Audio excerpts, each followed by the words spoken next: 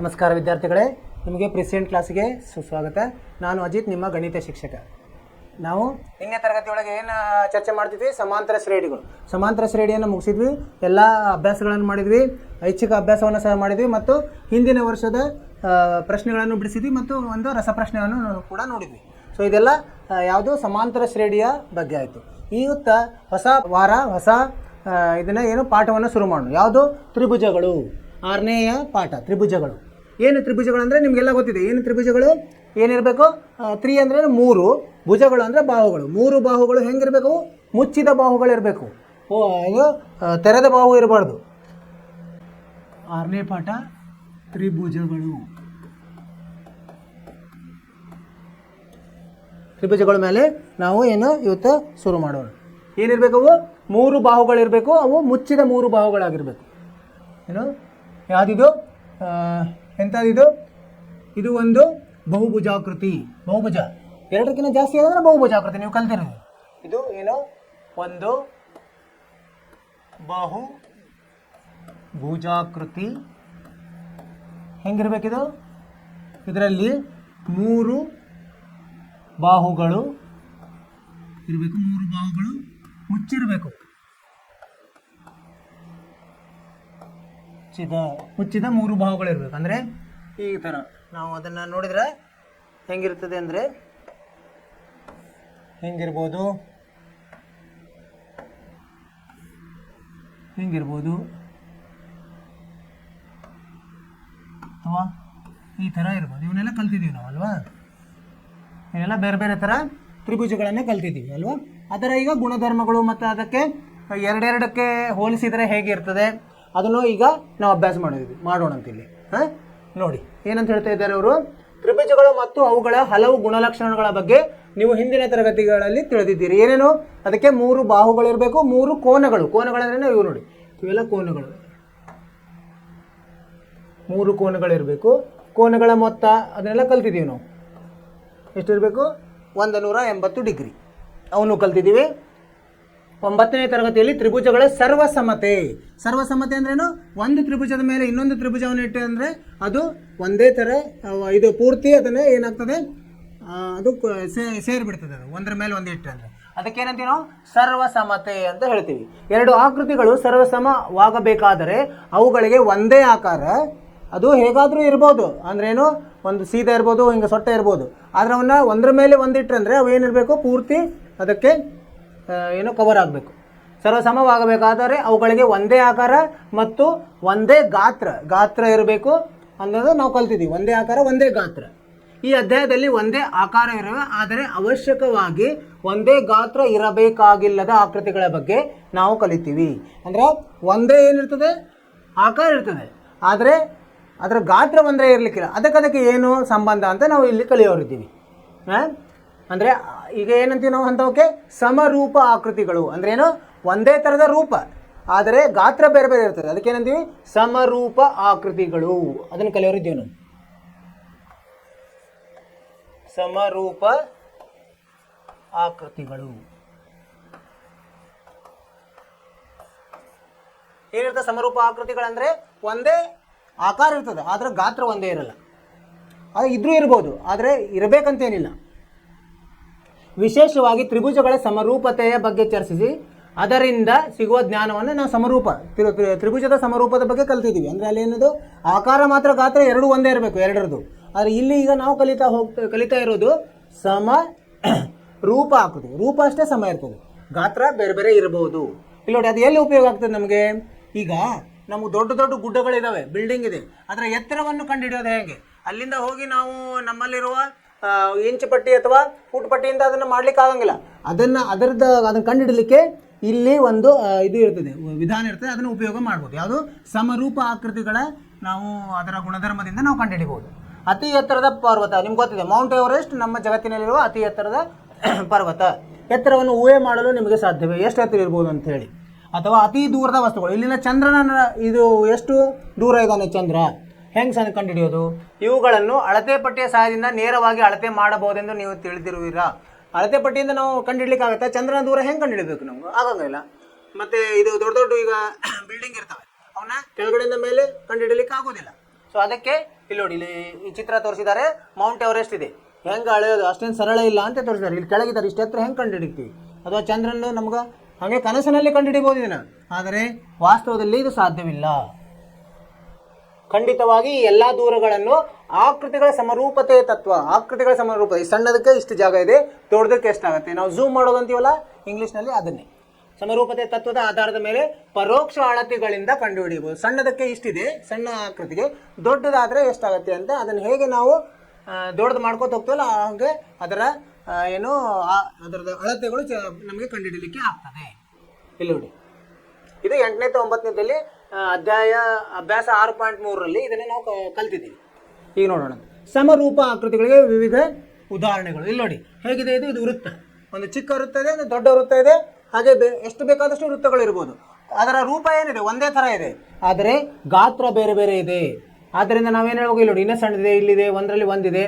So ಇವೇನಿದ್ದಾವೆ ಸಮರೂಪ ಆಕೃತಿಗಳು, ವೃತ್ತಗಳು. ಎಲ್ಲ ವೃತ್ತಗಳು ಸಮರೂಪ ಆಕೃತಿಗೆ ಉದಾಹರಣೆಗಳು. ಅಥವಾ ಇಲ್ಲಿ ನೋಡಿ ವರ್ಗಗಳಿದ್ದಾವೆ. ವರ್ಗ ಬಹುಭುಜ ಹೆಂಗಿದೆ, ಇದು ಎಲ್ಲನೂ ನೋಡ್ಲಿಕ್ಕೆ ಒಂದೇ ಥರ ಇದೆ, ಆದರೆ ಗಾತ್ರ ಬೇರೆ ಬೇರೆ ಇದೆ. ಇದು ಸದಾ ಸಮರೂಪ ಆಕೃತಿಗೆ ಉದಾಹರಣೆ. ಇಲ್ಲಿ ನೋಡಿ ಸಮಬಾಹು ತ್ರಿಭುಜ, ಅಂದರೆ ಎಲ್ಲ ಭುಜಗಳು ಒಂದೇ ಇರೋದು. ಅಲ್ಲೇನಾಗ್ತದೆ, ಒಂದು ಚಿಕ್ಕದಿರ್ಬೋದು, ಅದಕ್ಕಿಂತ ದೊಡ್ಡದು, ಅದಕ್ಕಿಂತ ದೊಡ್ಡದು. ಸೊ ಇವೆಲ್ಲ ನೋಡಲಿಕ್ಕೆಲ್ಲ ಆಕೃತಿಗಳು, ಆ ರೂಪಗಳು ಒಂದೇ ಇದೆ, ಆದರೆ ಗಾತ್ರಗಳು ಬೇರೆ ಬೇರೆ. ಇವು ಸಹ ಸಮರೂಪಕ್ಕೆ ಉದಾಹರಣೆಗಳು. ಒಂದೇ ಅಳತೆಯ ತ್ರಿಜ್ಯವಿರುವ ಎಲ್ಲ ವೃತ್ತಗಳು ಸರ್ವಸಮ. ಇದು ನಮ್ಗೆ ಗೊತ್ತಾ, ಸರ್ವಸಮ ಕಲ್ತಿದ್ದೀವಿ. ಒಂದೇ ಅಳತೆಯ ತ್ರಿಜ್ಯ ಇರಬೇಕು. ಬಾವಿನ ಅಳತೆ ಒಂದೇ ಇರುವ ಎಲ್ಲ ವರ್ಗಗಳು, ಒಂದೇ ಥರದ ಬಾಹುಗಳಿದ್ರೆ ಅವು ಸರ್ವಸಮ. ಬಾಹುಗಳ ಅಳತೆಗಳು ಸಮ ಇರುವ ಎಲ್ಲ ಸಮಬಾಹು ತ್ರಿಭುಜಗಳು, ಒಂದೇ ಅಳತೆ ಇರುವ ಸಮಬಾಹು ತ್ರಿಭುಜಗಳು, ಇವೇನು ಸರ್ವಸಮ. ಆದರೆ ನಾವೀಗೇನು ಮಾಡಿರ್ತೀವಿ, ಈಗ ನೋಡ್ರಿ, ಈಗ 2 ವೃತ್ತಗಳನ್ನು ಗಮನಿಸಿ, ಅವುಗಳ ಸರ್ವಸಮವೇ. ಇಲ್ಲಿ ನೋಡಿ ಸರ್ವಸಮ ಅಲ್ಲ, ಯಾಕಂದ್ರೆ ಹೇಳ್ರಿ ಇಲ್ಲಿ ಗಾತ್ರ ಬೇರೆ ಬೇರೆ ಇದೆ. ಅವುಗಳ ತ್ರಿಜ್ಯಗಳು, ತ್ರಿಜ್ಯ ಅಂದರೆ ಇಲ್ಲಿ ಇದು ಇರುತ್ತಲ್ಲ, ಕೇಂದ್ರದಿಂದ ವೃತ್ತಕ್ಕೆ ಇರುವ ದೂರ, ಅದು ಬೇರೆ ಬೇರೆ ಇದೆ. ತ್ರಿಜ್ಯಗಳು ಒಂದೇ ಆಗದಿರುವ ಕಾರಣ ಅವುಗಳು ಪರಸ್ಪರ ಸಮವಲ್ಲ, ಪರಸ್ಪರ ಸಮ ಇಲ್ಲ. ಕೆಲವು ಸರ್ವಸಮ ಮತ್ತು ಕೆಲವು ಸಮವಲ್ಲ ಎಂಬುದನ್ನು ಗಮನಿಸಿ. ಒಂದೇ ಥರ ಇದ್ರೆ ಸರ್ವಸಮ, ಒಂದೇ ಗಾತ್ರ ಇದ್ರೆ ಮತ್ತೆ ಒಂದೇ ಆಕೃತಿ ರೂಪ ಇದ್ರೆ. ಇಲ್ಲೇನಿದೆ, ಇದು ನೋಡಿ, ಇದು ದೊಡ್ಡದಿದೆ, ಚಿಕ್ಕದಿದೆ.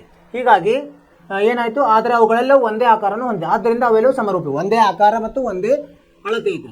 2 ಸಮರೂಪ ಆಕೃತಿಗಳಿಗೆ ಒಂದೇ ಆಕಾರವಿದೆ, ಆದರೆ ಅವಶ್ಯಕವಾಗಿ ಒಂದೇ ಗಾತ್ರ ಇರಬೇಕಾಗಿಲ್ಲ. ಆದ್ದರಿಂದ ಎಲ್ಲ ವೃತ್ತಗಳು ಸಮರೂಪಿಗಳು, ಎಲ್ಲ ವೃತ್ತಗಳು ಸಮರೂಪಿಗಳು.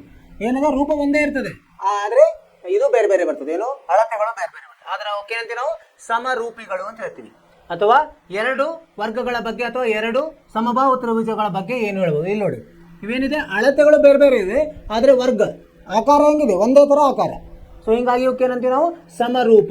ಇದು ಸಹ ಇಲ್ಲಿ ಸಮಬಾಹು ತ್ರಿಭುಜದಲ್ಲಿ ಅಳತೆಗಳು ಬೇರೆ ಬೇರೆ, ಆಕಾರ ಒಂದೇ.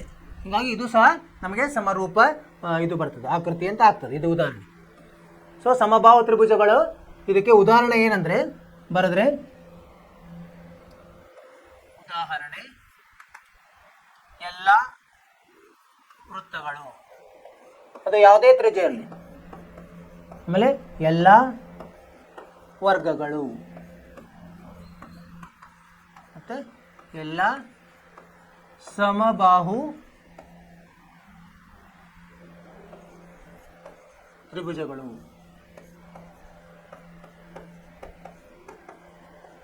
ಒಂದು ತ್ರಿಭುಜ ಚಿಕ್ಕದಿದೆ, ಆದರೆ ಅದರ ಎಲ್ಲ ಬಾಹುಗಳು ಸಮವಾಗಿದೆ. ಒಂದು ದೊಡ್ಡ ತ್ರಿಭುಜ ಇದೆ, ಅದರದ್ದು ಎಲ್ಲ ಬಾಹುಗಳು ಸಮವಾಗಿವೆ. ಅಂದರೆ ಇವು ಒಂದಕ್ಕೊಂದು ಏನಂತ ಹೇಳ್ತೀವಿ ನಾವು, ಸಮರೂಪ ಆಕೃತಿಗಳು ಅಂತ ಹೇಳ್ತೀವಿ. ಅರ್ಥ ಆಯ್ತು? ಮುಂದೆ ಹೋಗೋಣಂತೆ. ಸೊ ಸಮರೂಪ ಆಕೃತಿಗಳು ಅವಶ್ಯಕವಾಗಿ ಸರ್ವಸಮ, ಯಾಕಂದರೆ ಅವು ಗಾತ್ರ ಬೇರೆ ಬೇರೆ ಇರೋದ್ರಿಂದ ಅವು ಸರ್ವಸಮ ಇರೋಂಗಿಲ್ಲ, ಆದರೆ ಸರ್ವರೂಪ ಮಾತ್ರ ಇರ್ತದೆ, ಸರ್ವರೂಪ. ಆದ್ದರಿಂದ ಸಮರೂಪ ಆಕೃತಿಗಳು ಅವಶ್ಯಕವಾಗಿ ಸರ್ವಸಮವಾಗಬೇಕಿಲ್ಲ ಅಂತ ನಾವು ಇದು ಒಂದು ಮಾರ್ಕಿಗೆ ಪ್ರಶ್ನೆಗೆ ಬರ್ಬೋದು. ಇದು ಇಲ್ಲಿ ನೋಡಿ, ಇಲ್ಲೇನಿದೆ, ಚತುರ್ಭುಜ ಇದೆ.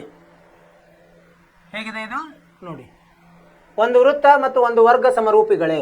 ನೋಡಿ, ಒಂದು ವೃತ್ತ ಒಂದು ವರ್ಗ, ಅದಕ್ಕೆ ನಾವು ಹೋಲಿಸಿದ್ರೆ ಏನಾಗುತ್ತೆ, ಇದರ ಆಕೃತಿನೂ ಬೇರೆ, ಇದರ ರೂಪನೂ ಬೇರೆ, ಇದರ ಆದರೆ ಒಂದೇ ಥರ ಇದು ಇರ್ಬೋದು, ಏನು ಅದರ ವಿಸ್ತೀರ್ಣ, ಆದರೆ ಅವು ಸಮರೂಪಿಗಳಲ್ಲ.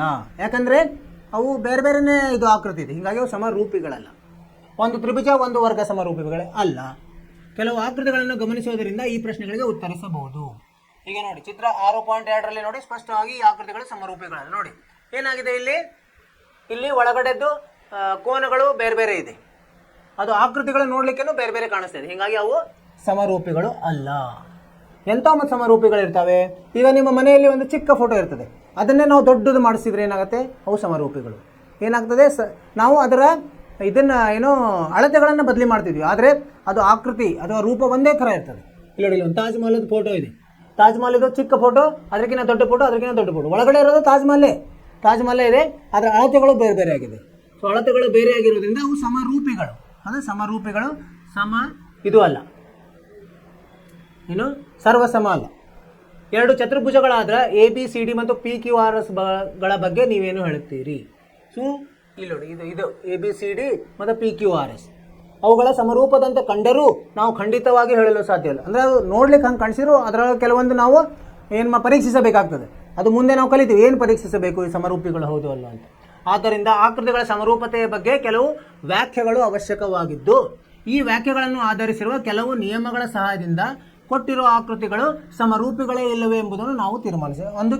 ಕೆಲವೊಂದು ಅಂಶಗಳಿವೆ, ಅವು ಮುಂದೆ ಕಲಿತಾ ಇದ್ದೀವಿ, ಅದನ್ನು ನಾವು ಪರೀಕ್ಷಿಸಬೇಕು. ಅವು ಒಂದೇ ಇದ್ದು ಅಂದರೆ ಅವು ಇದು ಅಂತ ಹೇಳ್ಬೋದು, ನಾವು ಸಮರೂಪಿಗಳಂತ ಹೇಳ್ಬೋದು. ಇಲ್ಲಿ ನೋಡಿ, ಒಂದು ಛಾಯಾಚಿತ್ರ ಇದೆ, ಫೋಟೋ ಏನು ಬೇರೆ ಬೇರೆ ಗಾತ್ರದಲ್ಲಿದ್ದರೂ ಅವುಗಳು ಒಂದೇ ಸ್ಮಾರಕ, ಯಾವುದು? ತಾಜ್ ಮಹಲ್ ಛಾಯಾಚಿತ್ರಗಳೆಂದು ನೀವು ಕೂಡಲೇ ಹೇಳಬಹುದು.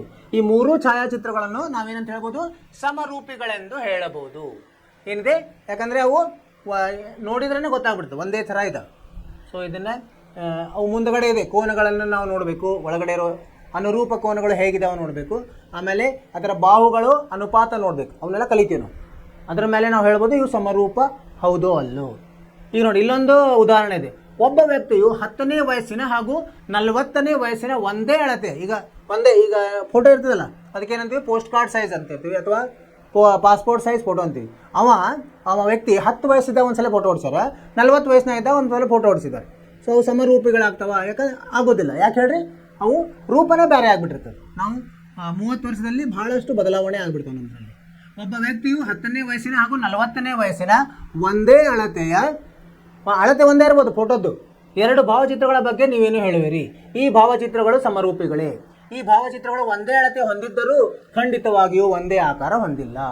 ಅವಾಗ ಏನಾಗಿರ್ತದೆ? ಚಿಕ್ಕವರಿದ್ದಾಗ ಬೇರೆ ಥರ ಇರ್ತದೆ, ದೊಡ್ಡವರಾಗಿಂದ ಗಡ್ಡ ಮೀಸೆಗಳು ಬಂದಿರ್ತಾವೆ, ತಲೆ ಕೂದಲು ಬೆಳಗಾಗಿರ್ತದೆ, ಹೀಗಾಗಿ ಆಕೃತಿ ಒಂದೇ ಇಲ್ಲ. ಹಾಗಾಗಿ ಅವು ಸಮರೂಪಿಗಳಲ್ಲ. ಈಗ ಮುಂದೆ ನೋಡೋಣ. ಒಂದೇ ಛಾಯಾಚಿತ್ರ ಋಣಪ್ರತಿಯಿಂದ ಬೇರೆ ಬೇರೆ ಅಳತೆಯ ಹಲವು ಪ್ರತಿಗಳನ್ನು ಮಾಡಲು ಛಾಯಾಚಿತ್ರಕಾರರು ಏನು ಮಾಡ್ತಾರೆ? ಈಗ ನೀವು ಒಂದು ಸಣ್ಣದೊಂದು ಇದು ಕೊಡ್ತೀರಿ, ನಿಮ್ಮದು ಪಾಸ್ಪೋರ್ಟ್ ಸೈಜ್ ಫೋಟೋ, ನೀವು ಹೇಳ್ತೀರಿ ನಾನು ದೊಡ್ಡದು ಮಾಡ್ರಿ ಅಂತಂದರೆ ಏನು ಮಾಡ್ತಾರೆ ಅವರು? ನೋಡೋಣ. ಸ್ಟ್ಯಾಂಪ್ ಅಳತೆ, ಪಾಸ್ಪೋರ್ಟ್ ಅಳತೆ, ಅಂಚೆ ಕಾರ್ಡ್ ಅಳತೆ, ಛಾಯಾಚಿತ್ರಗಳ ಬಗ್ಗೆ ನೀವು ಕೇಳಿರ್ಬೋದು. ಈಗ ಫೋಟೋ ಸ್ಟುಡಿಯೋಗೆ ಹೋದರೆ ಅವಲ್ಲಿ ಬೇರೆ ಬೇರೆ ಅಳತೆಯ ಫೋಟೋಗಳ ಇವೆಲ್ಲ ಹೇಳ್ತಾರೆ. ಸಣ್ಣದಕ್ಕೆ ಸ್ಟ್ಯಾಂಪ್ ಅಂತಾರೆ, ಅದಕ್ಕಿಂತ ದೊಡ್ಡ ಫೋಟೋಕ್ಕೆ ಪಾಸ್ಪೋರ್ಟ್ ಅಂತಾರೆ, ಇನ್ನು ದೊಡ್ಡದಕ್ಕೆ ಅಂಚೆ ಕಾರ್ಡ್ ಸೈಜಿನ ಏನಂತಾರೆ ಛಾಯಾಚಿತ್ರ ಅಂತಾರೆ. ಅವರು ಸಾಮಾನ್ಯವಾಗಿ ಒಂದು ಛಾಯಾಚಿತ್ರ ಪ್ರತಿ ಅಂದರೆ ಅದೆಷ್ಟಿರ್ತದೆ? 35 mm ಗಾತ್ರದಲ್ಲಿ ಛಾಯಾಚಿತ್ರ ತೆಗೆದು ಅದನ್ನು ನಂತರ 45 ಮಿಲಿಮೀಟರ್ ಗಾತ್ರಕ್ಕೆ ಹೆಚ್ಚಿಸುತ್ತಾರೆ. ಅವ್ರು ತೆಗಿಬೇಕಾದ್ರೆ ಚಿಕ್ಕದಿರ್ತದೆ, 35 ಮಿಲಿಮೀಟರ್ ಇರ್ತದೆ, ಅದು ಉದ್ದ ಆಗಲ್ಲ. ಅದನ್ನೇನು ಮಾಡ್ತಾರೆ? 45 ಮಿಲಿಮೀಟರ್ ಮಾಡ್ತಾರೆ. ಅವ್ರೇನು ಮಾಡಿದ್ರು? ಅದನ್ನು ಜಾಸ್ತಿ ಮಾಡಿದ್ರು. ಹೀಗೆ ಚಿಕ್ಕ ಛಾಯಾಪ್ರತಿಯಲ್ಲಿರುವ ಯಾವುದೇ ಒಂದು ರೇಖಾಖಂಡಕ್ಕೆ ಅನುರೂಪವಾದ ದೊಡ್ಡ ಛಾಯಾಪ್ರತಿಯಲ್ಲಿರುವ ರೇಖಾಖಂಡವು ಅದರ 45:35 ರಷ್ಟು ಇರುತ್ತದೆ, ಅಥವಾ 55:35 ಇರುತ್ತದೆ. ಇದರ ನಿಜವಾದ ಅರ್ಥವೇನು? ಚಿಕ್ಕ ಛಾಯಾಚಿತ್ರದಲ್ಲಿರುವ ಪ್ರತಿಯೊಂದು ರೇಖಾಖಂಡವು 35:45 ಅನುಪಾತದಲ್ಲಿ ಹೆಚ್ಚಾಗುತ್ತದೆ. ಈಗ ಎಲ್ಲ ಈ ಥರ ಒಂದು ಚಿತ್ರ ಇದೆ.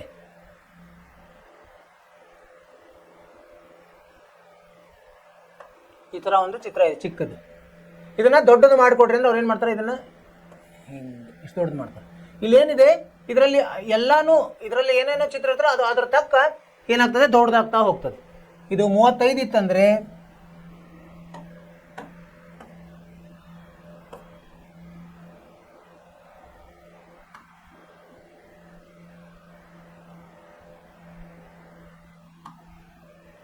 ಇದು ಈ ಥರ ಚಿಕ್ಕದಿರ್ತದೆ.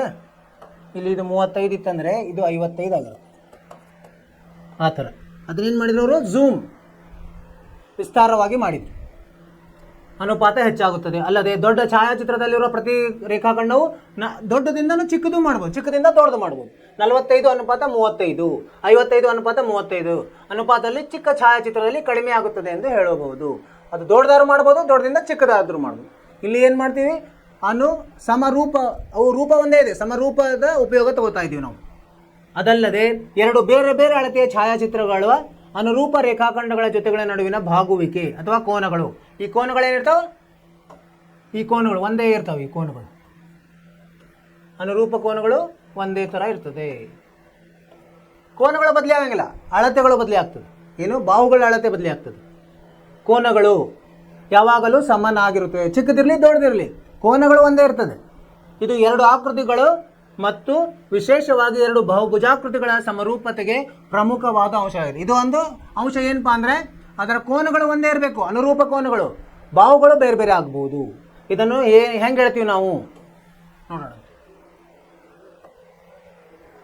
ಬಾಹುಗಳ ಸಂಖ್ಯೆ ಒಂದೇ ಇರುವ ಎರಡು ಬಹುಭುಜಾಕೃತಿಗಳು ಸಮರೂಪಿಗಳಾಗಬೇಕಾದರೆ, ಅದು ವರ್ಗ ಇರ್ಬೋದು, ವೃತ್ತ ಇರ್ಬೋದು, ತ್ರಿಭುಜ ಇರ್ಬೋದು, ಅವುಗಳ ಅನುರೂಪ ಕೋನಗಳು ಸಮವಾಗಿರಬೇಕು. ಒಂದನೇ ಅಂಶ ಏನಿರಬೇಕು, ಅನುರೂಪ ಕೋನಗಳು ಒಂದೇ ಆಗಿರಬೇಕು. ಒಂದನೇ ಅಂಶ. ಎರಡನೇ ಅಂಶ ಏನಪ್ಪಾ, ಎರಡನೇ ಅಂಶ ಅವುಗಳ ಅನುರೂಪ ಬಾಹುಗಳು ಅನುಪಾತ ಸಮವಾಗಿರಬೇಕು. ಅವುಗಳ ಅನುರೂಪ ಬಾಹುಗಳು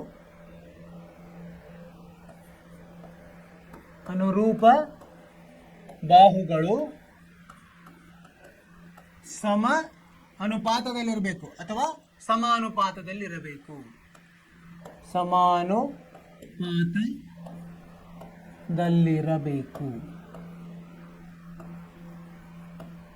ಅಂದರೆ, ಈಗ ಉದಾಹರಣೆ ತೊಗೊಂಡು ಬಂದ್ರೆ ನಾವು ಈಗ ನೋಡಿ, ಈಗ ಎರಡು ತ್ರಿಭುಜಗಳನ್ನು ತಗೊಂಡಂತೆ,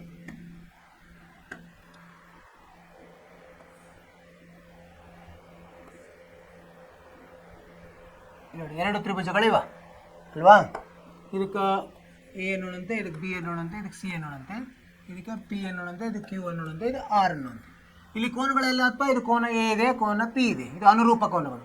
ಇದು ಬಿ ಇದೆ, ಇದು ಕ್ಯೂ ಇದೆ, ಇದು ಸಿ ಇದೆ, ಇದು ಆರ್ ಇದೆ. ಅನುರೂಪ ಕೋನಗಳು ಒಂದೇ ಥರ ಇರಬೇಕು. ಅಂದರೆ ಕೋನ ಎ ಸಮ ಏನಿರಬೇಕು, ಕೋನ ಪಿ ಇರಬೇಕು. ಕೋನ ಎ ಸಮ ಕೋನ ಪಿ ಇರಬೇಕು. ಕೋನ ಬಿ ಸಮ ಕೋನ ಕ್ಯೂ ಇರಬೇಕು. ಆಮೇಲೆ ಕೋನ ಸಿ ಸಮ ಕೋನ ಆರ್ ಇರಬೇಕು. ಇದು ಒಂದನೇ ಅಂಶ. ಆಮೇಲೆ ಬಾಹುಗಳು, ಯಾವ್ಯಾವ ಬಾಹುಗಳು, ಅನುರೂಪ ಬಾಹುಗಳು. ಎ ಬಿ ಇದೆ, ಅಲ್ಲಿ ಪಿ ಕ್ಯೂ ಇದೆ.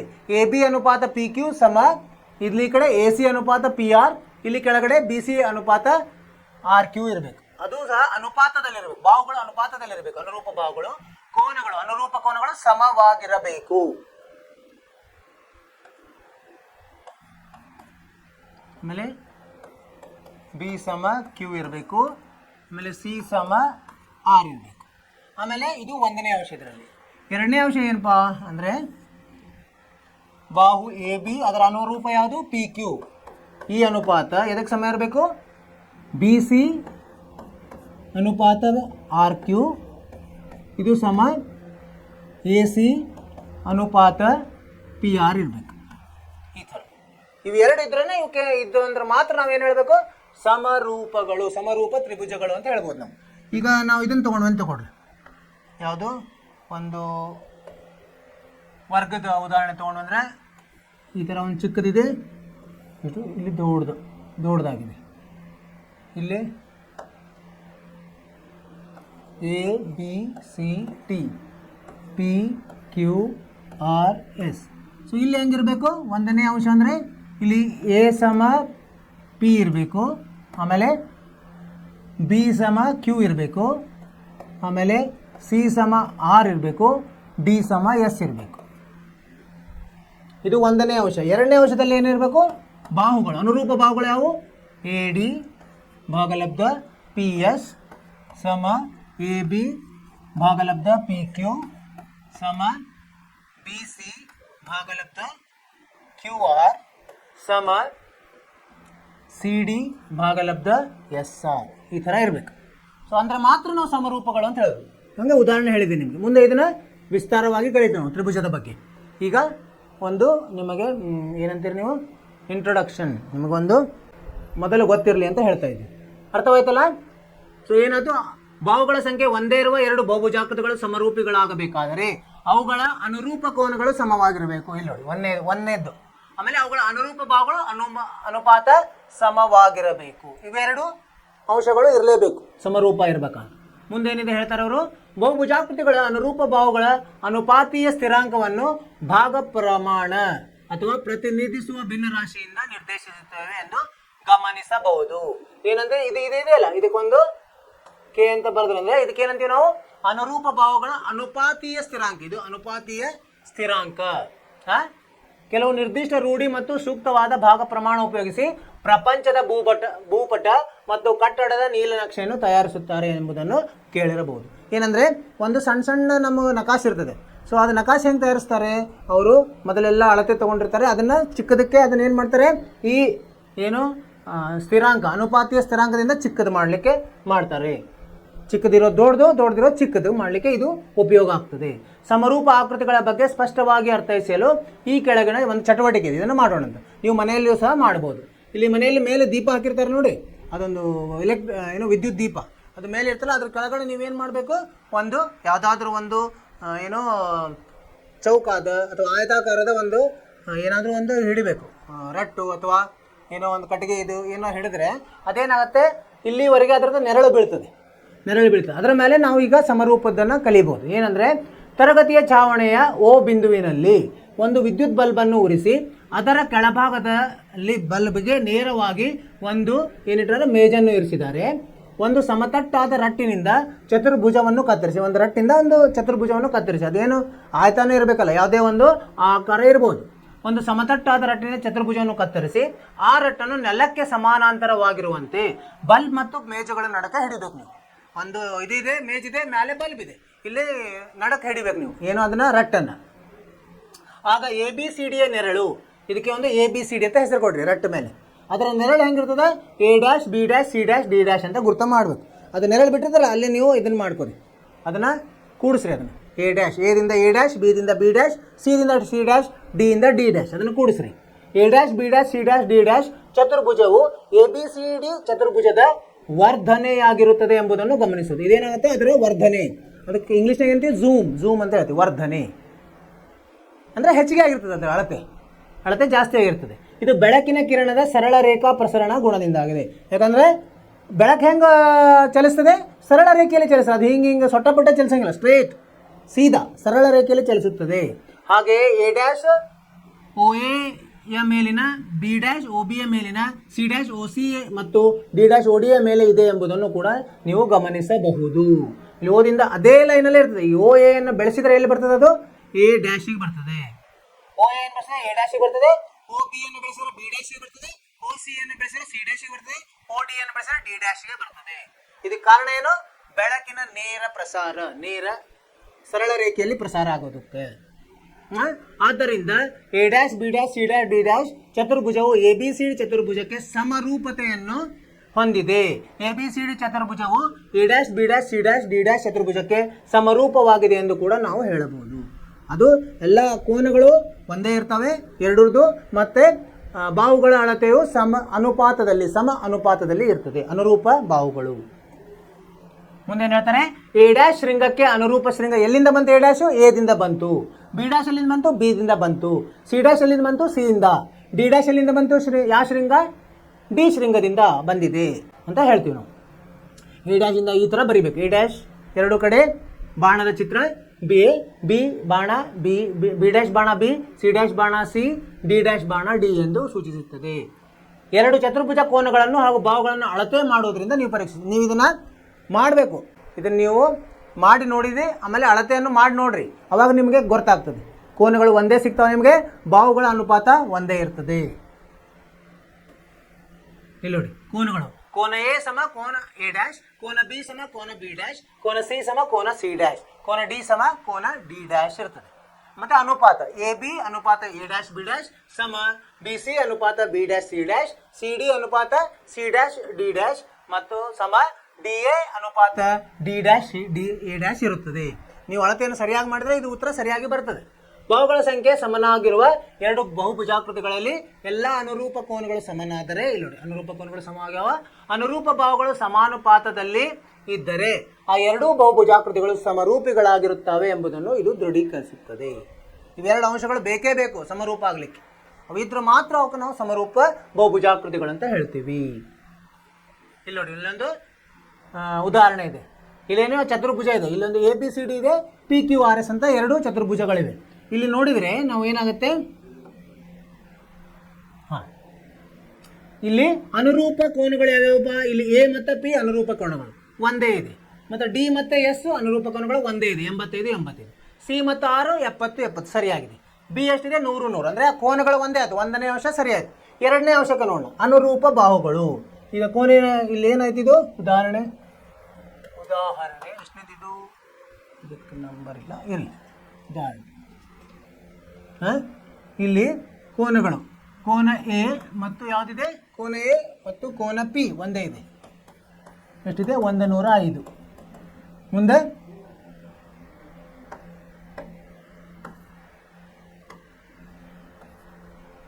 ಹಿಂದೆ ಕೋನ D ಕೋನ S, ಕೋನ D ಮತ್ತು ಕೋನ S ಒಂದೇ ಆಗಿದೆ. ಎಷ್ಟಿದೆ 85 ಇದೆ. ಮತ್ತು ಕೋನ C ಮತ್ತು ಕೋನ R, ಕೋನ C ಮತ್ತು ಕೋನ R ಎಷ್ಟಿದೆ 70 ಇದೆ, ಒಂದೇ ಇದೆ. ಆಮೇಲೆ ಕೋನ B ಯಾವುದಕ್ಕೆ Q, ಕೋನ Q, ಕೋನ B ಕೋನ Q ಒಂದೇ ಇದೆ, 100 ಡಿಗ್ರಿ. ಇದು ಒಂದನೇ ಅಂಶ ಸರಿ ಹೋಯ್ತು. ಇದು ಒಂದನೇ ಅಂಶ.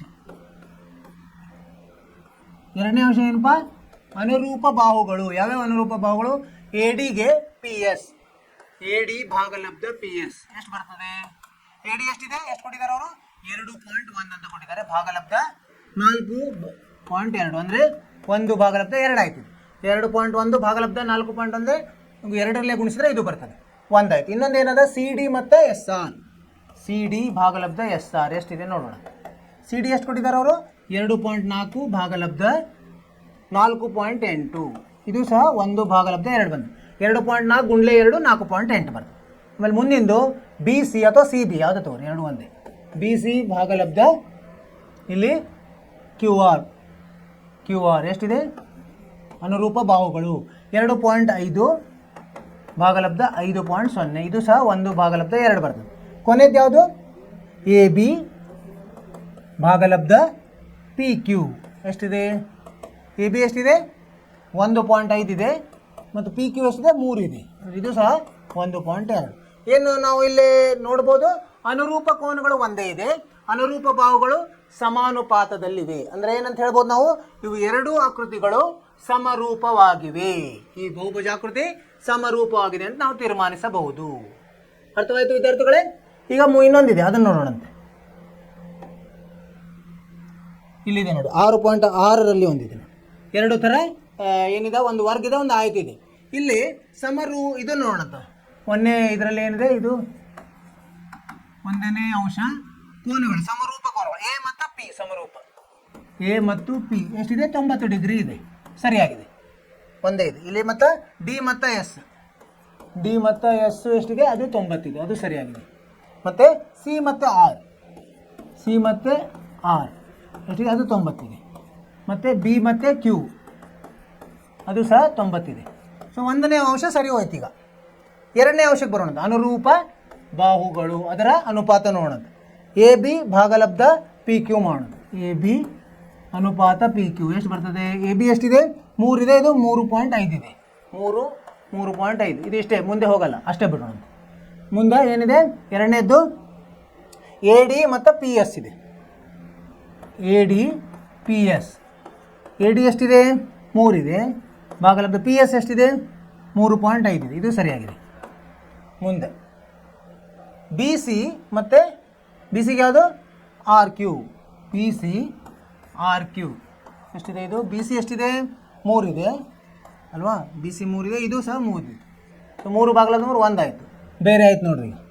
ಆಮೇಲೆ ಯಾವುದು ಉಳಿತು, ಈಗ ಮೇಲಿಂದ ಒಂದು ಉಳಿತಲ್ಲ, AD ಆಯಿತು, AB ಆಯಿತು, ಮತ್ತು BC ಆಯಿತು. ಇನ್ನೊಂದು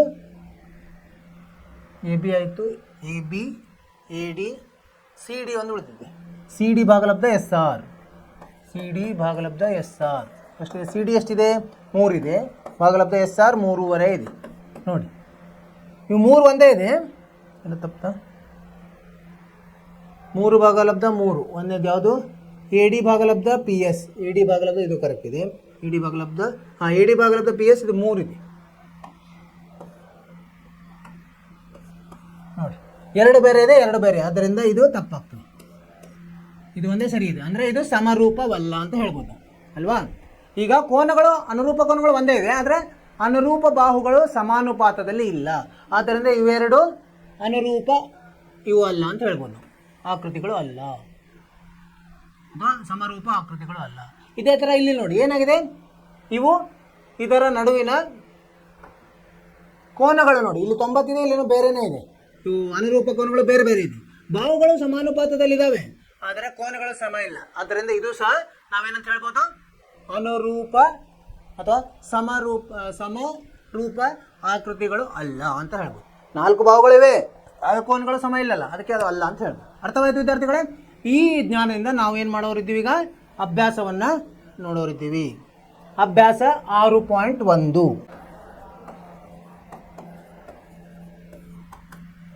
ಅದರಲ್ಲಿ 1ನೇ ಮುಖ್ಯ ಪ್ರಶ್ನೆಯ 1ನೇಯ ಪ್ರಶ್ನೆ ಉಪ ಪ್ರಶ್ನೆ ಏನು ಹೇಳ್ತಾರೆ ಅವರು, ಆವರಣದಲ್ಲಿ ಕೊಟ್ಟಿರುವ ಪದಗಳಿಂದ ಸೂಕ್ತವಾದ ಪದವನ್ನು ಆರಿಸಿ ಬಿಟ್ಟ ಪದವನ್ನು ತುಂಬಿಸಿರಿ. 1ನೇದೇನಂದ್ರೆ ಎಲ್ಲ ವೃತ್ತಗಳು ಸರ್ವಸಮ ಇರ್ತವೆ, ಸರ್ವ ಸಮರೂಪ ಇರ್ತವೆ. ಎಲ್ಲ ವೃತ್ತಗಳು ಅಂದರೆ ತ್ರಿಜ್ಯಗಳು ಬೇರೆ ಬೇರೆ ಇದ್ದರೆ ಅವು ತ್ರಿಜ್ಯಗಳು ಬೇರೆ ಬೇರೆ ಆದರೆ ಅದರ ಏನಾಗ್ತದೆ, ಅದರ ಆಕೃತಿ ಬೇರೆ ಬೇರೆ ಬರ್ತದೆ, ಆದರೆ ರೂಪ ಒಂದೇ ಇರ್ತದೆ, ಗಾತ್ರ ಬೇರೆ ಬೇರೆ ಆಗ್ತದೆ. ಅದರಿಂದ ಅವು ಸಮರೂಪ ಅಂತ ಹೇಳ್ಬೋದು. ಎಲ್ಲ ವೃತ್ತಗಳು ಸಮರೂಪ, ರೂಪ ಒಂದೇ ಆದರೆ ಗಾತ್ರ ಬೇರೆ ಬೇರೆ, ಸಮರೂಪ ಅಂತ ಹೇಳ್ಬೋದು. ಎರಡನೇದೇನಿದೆ, ಎಲ್ಲ ವರ್ಗಗಳು ಸಮರೂಪವೇ ಸರ್ವಸಮವೇ. ಯಾಕಂದ್ರೆ ವರ್ಗದ್ದು ಬಾಹುಗಳ ಅಳತೆ ಬೇರೆ ಬೇರೆ ಆದರೆ ಅವೇನಾಗ್ತದೆ, ಗಾತ್ರ ಬೇರೆ ಬೇರೆ ಆಗುತ್ತೆ, ಹಾಗಾಗಿ ಅವು ಸಮರೂಪ. ಎಲ್ಲ ವರ್ಗಗಳು ಏನಿರ್ತವೆ, ಸಮರೂಪ ಇರ್ತವೆ, ಇವು ಸಮರೂಪ. ಮೂರನೇದೇನಿದೆ, ಎಲ್ಲ ಬಿಟ್ಟ ಡ್ಯಾಶ್ ತ್ರಿಭುಜಗಳು ಸಮರೂಪ. ಎಂಥ ತ್ರಿಭುಜಗಳು ಸಮರೂಪ ಇರ್ತವೆ, ಸಮ ಬಾಹು, ಸಮದ್ವಿಬಾಹು ಅಲ್ಲ, 3 ಬಾಹುಗಳು ಸಮ ಇರಬೇಕು ಅದರಲ್ಲಿ, ಅಂದರೆ ಅವು ಏನಿರ್ತಾವೆ, ಸಮರೂಪ ಇರ್ತವೆ. ಎಲ್ಲ ಸಮಬಾಹು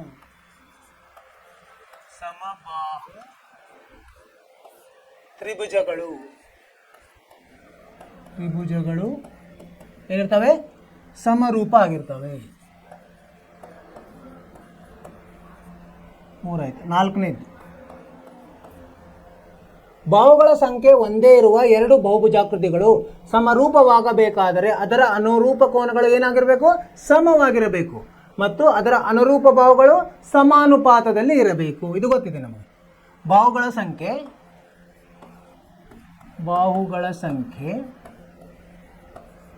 ಒಂದೇ ಇರುವ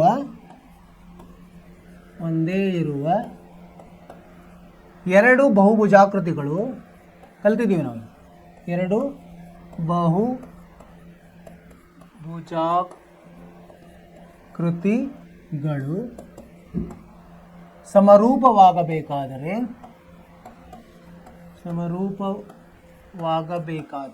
ಏನಾಗಬೇಕು, ಮೊದಲನೇ ಅಂಶ ಏನು, ಎ ಅದರ ಅನುರೂಪ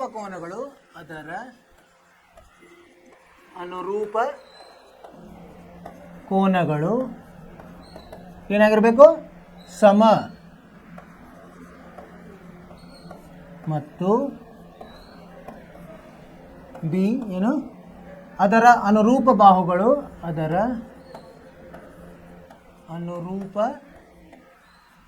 ಬಾಹುಗಳು ಹೆಂಗಿರಬೇಕು, ಸಮಾನುಪಾತದಲ್ಲಿ ಇವೆ,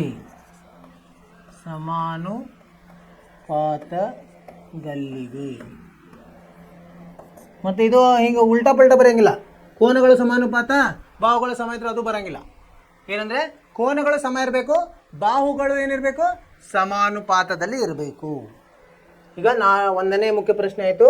2ನೇ ಮುಖ್ಯ ಪ್ರಶ್ನೆ, ಏನಿದೆ ಎರಡನೇ ಮುಖ್ಯ ಪ್ರಶ್ನೆ, 2 ವಿಭಿನ್ನ ಉದಾಹರಣೆಗಳನ್ನು ಕೊಡಿರಿ. ಒಂದು ಜೊತೆ ಸಮರೂಪ ಆಕೃತಿಗಳು ಕಲ್ತಿದ್ದೀವಲ್ಲ, ಸಮರೂಪ ಆಕೃತಿಗಳು ಏನಂತ ಕೊಡ್ಬೋದು ಉದಾಹರಣೆ ನಾವು?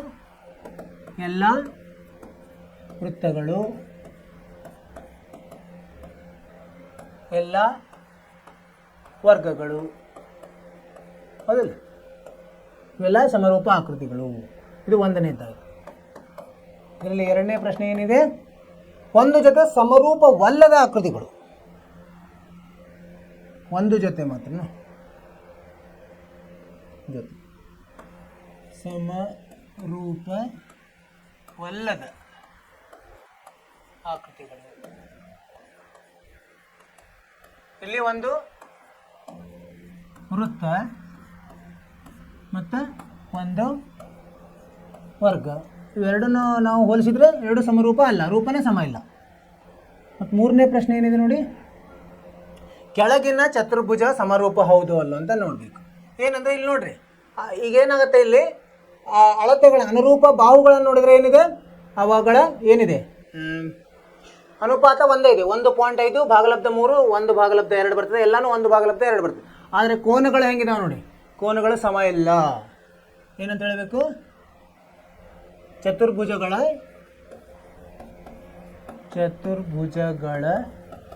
ಅನುರೂಪ ಕೋನಗಳು ಸಮವಾಗಿಲ್ಲ. ಯಾಕಂದರೆ ನೋಡಿ, ಇಲ್ಲೂ 90 ಇದೆ, ಇಲ್ಲಿ ಬೇರೆನೇ ಇದೆ, ದೊಡ್ಡದಿದೆ, ಸಣ್ಣದು ದೊಡ್ಡದಿದೆ. ಆದ್ದರಿಂದ ಚತುರ್ಭುಜಗಳು, ಕೊಟ್ಟಿರುವ ಚತುರ್ಭುಜಗಳು ಸಮರೂಪವಲ್ಲ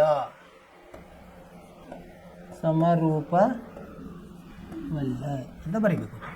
ಅರ್ಥ ಆಯಿತು ವಿದ್ಯಾರ್ಥಿಗಳೇ? ಇಲ್ಲಿಗೆ ಅಭ್ಯಾಸ ಮುಗೀತು. ಈಗ 6.1 ಮುಗೀತು. ನೀವೇನು ಮಾಡಬೇಕು, ಮನೆಯಲ್ಲಿ ಇದನ್ನು ಮತ್ತೊಮ್ಮೆ ಪುನರಾವರ್ತನೆ ಮಾಡಬೇಕು. ಸ್ವಂತ ಬುದ್ಧಿಯಿಂದ ನೀವು ಬಿಡಿಸ್ರಿ, ಉತ್ತರವನ್ನು ನೀವು ಹೋಲಿಸಿರಿ, ನಿಮಗೆ ಅರ್ಥವಾಗ್ತದೆ. ನೀವೇನು ಮಾಡೋ ಪುನರಾವರ್ತನೆ ಮಾಡೋದ್ರಿಂದನೇ ಇದು ನಮಗೆ ತಿಳಿತದೆ. ಓದ್ರಿ, ಮೊದಲು ಹೇಳಿದ್ದೆಲ್ಲ ಓದ್ರಿ, ಪುನರಾವರ್ತನೆ ಮಾಡಿರಿ, ಉತ್ತರವನ್ನು ಪರೀಕ್ಷಿಸಿ. ಆವಾಗ ನಿಮಗೆ ಎಲ್ಲ ಪರಿಹಾರ ಉಂಟಾಗ್ತದೆ. ಅಷ್ಟಾಗಿನೂ ನಿಮಗೆ ಸಂದೇಹಗಳಿದ್ದರೆ ಏನು ಮಾಡಬೇಕು, ಮೆಸೇಜ್ ಮಾಡಬೇಕು, ನಾವು ಅದನ್ನು ಬಗೆಹರಿಸ್ತೀವಿ. ಸೊ ಈಗ ಇಲ್ಲಿಗೆ ನಾವು ಏನು ಮಾಡೋಣ, ಇಲ್ಲಿ ತರಗತಿ ನಿಲ್ಲಿಸೋಣಂತೆ. ನಾಳೆಗೆ ಮತ್ತೆ ಹೊಸ ವಿಷಯವನ್ನು ಕಲಿಯೋಣಂತೆ. ತ್ರಿಭುಜಗಳ ಸಮರೂಪತೆಯನ್ನು ನಾಳೆ ಕಲಿಯೋದು. ನೀವೇನು ಮಾಡಬೇಕು, ಮನೆಗೆಲಸ ಪುನರಾವರ್ತನೆ ಮಾಡಬೇಕು. ಅಲ್ಲಿವರೆಗೆ ನೀವು ನಿಮ್ಮ ಕಾಳಜಿ ತಗೋರಿ. ಆರೋಗ್ಯದ ಬಗ್ಗೆ ಕಾಳಜಿ ಇರಲಿ, ಪಠ್ಯೇತರ ಚಟುವಟಿಕೆ ಭಾಗವಹಿಸಿರಿ, ಆಟಗಳಲ್ಲಿ ಭಾಗವಹಿಸಿರಿ. ಅಲ್ಲಿ ಹೇಳ್ತಾ ನಿಮಗೆ ಶುಭವಾಗಲಿ. ನಮಸ್ಕಾರ.